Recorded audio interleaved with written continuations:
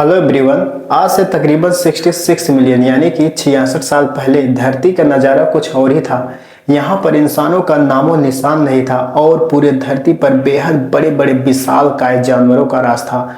Dinosaur धरती के एक छोर से लेकर दूसरे छोर तक डायनासोर ही डायनासोर दिख रहे थे और उस समय की धरती पर लगभग जितने भी जानवर रहा करते थे सब पर वो अकेले राज करते थे और पूरे धरती की फूड चेन की बागडोर उन्होंने संभाल के रखा था। इस धरती पर डायनासोर जैसे बेहद विशालकाय जानवर भी रहा करते थे। इसके बारे में हमें जानकारी मिलना तब शुरू हुई जब सन 1676 ईस्वी में ऑक्सफोर्ड की एक खुदाई से बहुत बड़ी फीमर की हड्डी यानी कि जांघ की हड्डी मिली। जब साइंटिस्ट रॉबर्ट प्लाट ने इसका गहराई से अध्ययन और जांच किया तो उन्होंने यह अनुमान लगाया कि यह किसी बहुत बड़े हाथी या फिर किसी बहुत बड़े इंसान की हड्डी हो सकती है। इसके बाद सन 1824 ईस्वी में ऑक्सफोर्ड की खुदाई से कुछ और फॉसिल्स मिले जिसमें जबड़ों की हड्डी और अन्य अंगों की हड्डियां शामिल थी।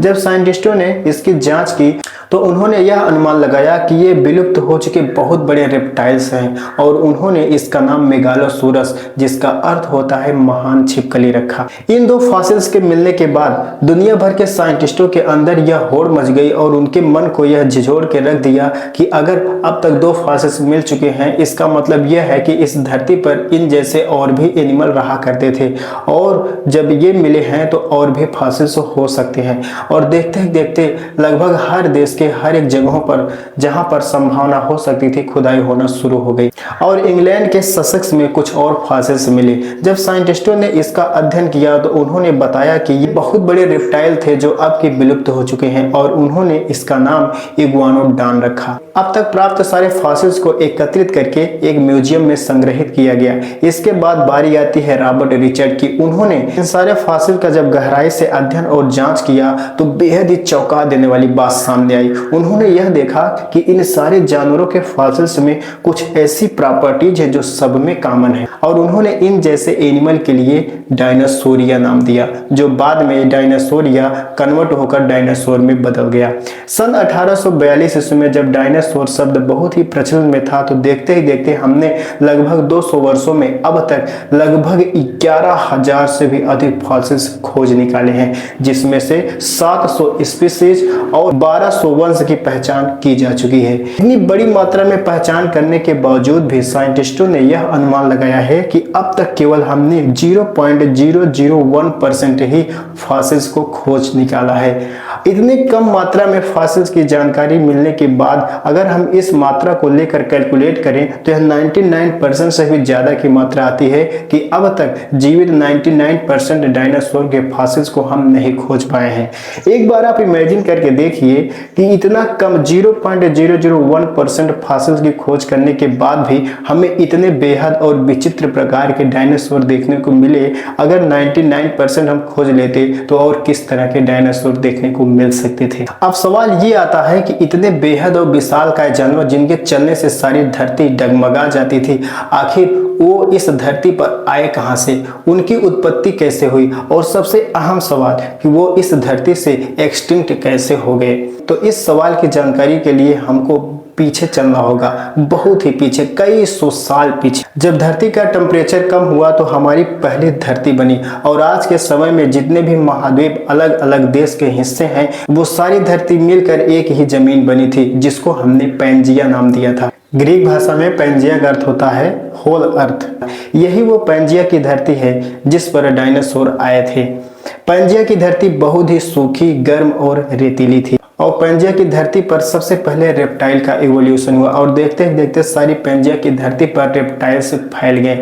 इन्हीं रेप्टाइलों में से एक रेप्टाइल का समूह था आर्कियोसोरस जो कि मगरमच्छों का पूर्वज था। इन्हीं आर्कियोसोरस से लगभग 240 से 230 मिलियन वर्ष पहले डायनासोर की उत्पत्ति हुई। जिस टाइम पीरियड में डायनासोर उत्पन्न हुए उस टाइम पीरियड को हमने ट्राइएसिक पीरियड नाम दिया। इस ट्राइएसिक पीरियड में बहुत सारे अलग अलग प्रकार के डायनासोर डेवलप हुए जैसे कि इयोरेप्टर, ये शुरुआती डायनासोरों में से एक था। कुछ मांसाहारी शिकारी जैसे कि हेरारासोरस और कुछ पतले शरीर वाले जैसे कि सिलोफाइसिस और कुछ लंबी गर्दन वाले विशालकाय शिकारी भी डेवलप हुए जैसे कि प्लेटियोसोरस। ट्राइएसिक पीरियड से जितने डायनासोर उत्पन्न हुए उन डायनासोर को हमने जुरासिक पीरियड में रखा और इस पीरियड को हमने जुरासिक पीरियड नाम दिया। यह टाइम पीरियड एक गोल्डन एज ऑफ डायनासोर था। इसमें क्लाइमेट चेंज हुआ, जिसमें क्लाइमेट नमीदार हुआ और हल्का गर्म और मॉइस्चर भी था, जिसकी वजह से बेहद बड़े बड़े अलग अलग जगहों पर जंगलों का निर्माण हुआ और खाने की भरपूर मात्रा होने के कारण बेहद विशालकाय डायनासोर डेवलप हुए, जैसे कि ब्रैकियोसोरस और डिप्लोडोकस, अत्यंत विशाल लंबी गर्दन वाले शाकाहारी डायनासोर, और कुछ बहुत ही पेचीदे आकृति वाले डायनासोर। जरा इसको देखिए, इसकी पीठ पर प्लेट नुमा आकृति और इसके पूंछ पर एक धारी नुमा आकृति बनी हुई, ये है स्टेगोसोरस। और कुछ खतरनाक शिकारी जैसे कि एलोसोरस और उड़ने वाले डायनासोर भी विकसित हुए, जैसे कि आर्कियोप्टेरिक्स। यही आर्कियोप्टेरिक्स बाद में पक्षियों में कन्वर्ट हो गए, जो पक्षियों को आज हम देखते हैं। ये आर्कियोप्टेरिक्स पक्षियों और डायनासोर के बीच की एक कनेक्टिंग लिंक है। इन डायनासोरों से जो डायनासोर डेवलप हुए उनको हमने क्रिटेशियस पीरियड में रखा। यह एक ऐसा टाइम पीरियड था जिसमें डायनासोर अपनी डाइवर्सिटी के चरम सीमा पर थे। इसी दौरान पैंजिया की धरती दो अलग हिस्सों में बढ़ जाती है और अलग अलग हिस्सों पर अलग अलग के स्पीसीज के डायनासोर डेवलप हुए, जैसे कि टायरेनोसोरस यानी कि टी-रेक्स, अब तक का सबसे खतरनाक और बेहद खूंखार शिकारी। ट्राइसेरोटॉप्स, 3 सिंहों वाला एक शाकाहारी डायनासोर, और सिलोटॉप्स और वेलोसिरोटॉप्स, तेज और बुद्धिमान शिकारी। यही वो पीरियड था जिसमें डायनासोर सबसे अधिक डेवलप हुए। इस समय सारी धरती के अलग अलग हिस्सों में डायनासोर ही डायनासोर दिख रहे थे और अलग अलग स्पीसीज, अलग अलग जीनस के डायनासोर डेवलप हुए थे। यही वो पीरियड है जिसमें डायनासोर डेवलप भी हुए और यही वो पीरियड है जिसमें डायनासोर एक्सटिंक्ट भी हुए। आखिर यही पीरियड डायनासोर के एक्सटिंक्ट का कारण बन गया। हुआ ये कि लगभग 10 से 15 मीटर चौड़ा एक एस्टेरॉयड धरती से आके टकरा जाता है, जिससे कई हजार परमाणु बमों के बराबर ऊर्जा रिलीज हुई और धूल, मिट्टी और राख के बादलों ने सूरज की रोशनी को पृथ्वी तक पहुंचने से कई सालों तक ढक लिया और सूरज की रोशनी पृथ्वी पर पहुंच ही नहीं पाई, जिसकी वजह से कई सालों तक अंधेरा छाया रहा और सूर्य की रोशनी न पहुंच पाने के कारण पौधों ने फोटोसिंथेसिस करना बंद कर दिया और जब फोटोसिंथेसिस नहीं हुआ तो पौधे भोजन बना नहीं पाए, जिसकी वजह से सारे पेड़ पौधे सूख के मर गए। जब पेड़ पौधे सूख गए तो शाकाहारी डायनासोर भी भूख की कमी के कारण मर गए और जब शाकाहारी डायनासोर न रह गए तो मांसाहारी डायनासोर भी भूख से मर गए। इसके बाद पृथ्वी पर जगह जगह पर वोल्केनिक इरेप्शन होने लगे, ज्वालामुखी फटने लगे और पूरी धरती की सतह पर एक गर्म आग फैल गई। अब तक जितने भी डायनासोर बच निकले थे वो इस आग से झुलस कर मर गए। इस महासंकट में केवल उड़ने वाले डायनासोर ही बच पाए। इन्हीं डायनासोरों में से एक थे एवियन ग्रुप के डायनासोर। यही एवियन ग्रुप के डायनासोर आगे चलकर पक्षियों में डेवलप हो गए और आज के जमाने में जो हमें पक्षियां देखने को मिलती हैं ये कहीं न कहीं इनडायरेक्टली डायनासोर ही है।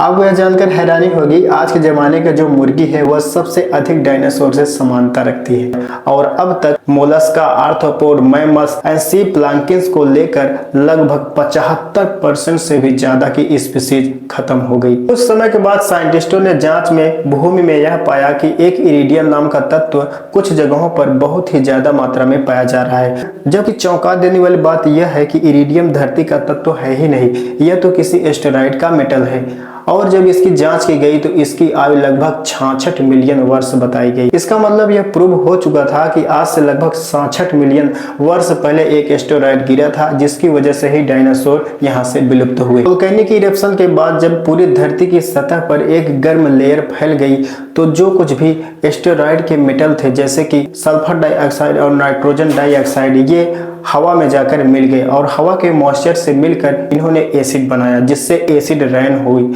एसिड रेन होने के कारण यह एसिड पूरी धरती पर फैल गई और जो ओशियन था उसमें जाकर मिल गई, जिससे जो कुछ भी अब तक ओशियन में क्रिएचर बच चुके थे वो एसिडिफिकेशन के कारण दम घुटकर मर गए। ऐसा नहीं है कि क्रिटेशियस एक्सटिंक्शन ही अब तक का सबसे पहला एक्सटिंक्शन था। डायनासोर के पहले भी धरती पर अब तक लगभग 4 एक्सटिंक्शन हो चुके हैं। Ordovician Silurian extinction and late Devonian extinction and तीसरा पर्मियन ट्राइएसिक एक्सटिंक्शन। इसको ग्रेट गैंग एक्सटिंक्शन भी कहा जाता है, जिसमें धरती की लगभग 96.6% स्पीशीज पूरी तरीके से एक्सटिंक्ट हो गई। इसके बाद आया ट्राइएसिक जुरासिक एक्सटिंक्शन, उससे बाद आया 5वें नंबर पे क्रिटेशियस एक्सटिंक्शन, जिसमें डायनासोर विलुप्त हुए। क्रिटेशियस एक्सटिंक्शन एक ऐसा एक्सटिंक्शन था जो एस्टेरॉयड के गिरने की वजह से हुआ और धरती की लगभग 75% स्पीशीज खत्म हो गई और डायनासोरों का नामो निशान इस धरती से हमेशा हमेशा के लिए मिट गया। आप सोच सकते हैं कि एक एस्टेरॉयड हमारे जीवन पे कितना ज्यादा असर पहुंचा सकता है, जो कि पूरी स्पीशीज, पूरी जाति को ही समाप्त कर सकता है। यह एक बेहद ही डरावना और चिंतनीय घटना है, लेकिन इसके बावजूद भी आपको उतना टेंशन करने की जरूरत नहीं है, क्योंकि अब तक हम इंसानों ने इससे निपटने की एक तरकीब खोज निकाली है। जी हाँ, साइंटिस्टों ने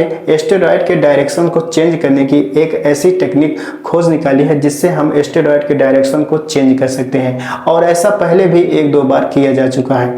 जब एक बार हमने यह डायरेक्शन चेंज कर दिया है तो आने वाले समय में भी हम एस्टेरॉयड का डायरेक्शन चेंज करके धरती पर होने वाले तबाही को बचा सकते हैं। लेकिन इसका मतलब ये नहीं है कि अगर एस्टेरॉयड से खतरा नहीं है तो आने वाले समय में हमें और किसी चीज से खतरा नहीं है।